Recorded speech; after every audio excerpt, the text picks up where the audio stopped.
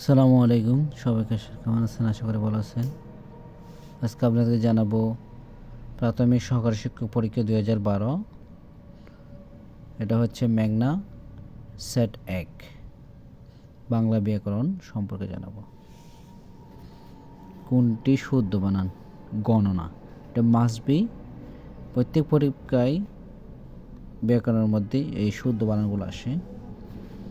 কোনটি শুদ্ধ বানান? গৃহিণী। সে তোমাকে ভয় পায়। বাক্যে নিম্নরেখ শব্দটি কোন কারকে কোন বিভক্তি? অপদানে দ্বিতীয়া। তোমার পূজার ছলে তোমায় ভুলে থাকি। বাক্যে নিম্নরেখ শব্দটি কোন কারকে কোন বিভক্তি? সম্প্রদানে ষষ্ঠী। কোন সমাসে বাক্য হয় না? নিত্য সমাস। কোন সমাসে সমান পদের বিভক্তি লোপ পায় না? অলুক সমাস।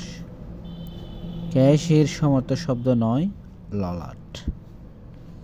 নিরাকার এর বিপরীত বিপরীত শব্দ। নিরাকার শব্দের বিপরীত শব্দ সাকার। অতএব অপশনগুলোতে সঠিক উত্তর নাই। কোন বাগধারার দ্বারা বনিতা বোঝানো হয়? গৌরচন্দ্রিকা। আচার্যের সন্ধি বিচ্ছেদ।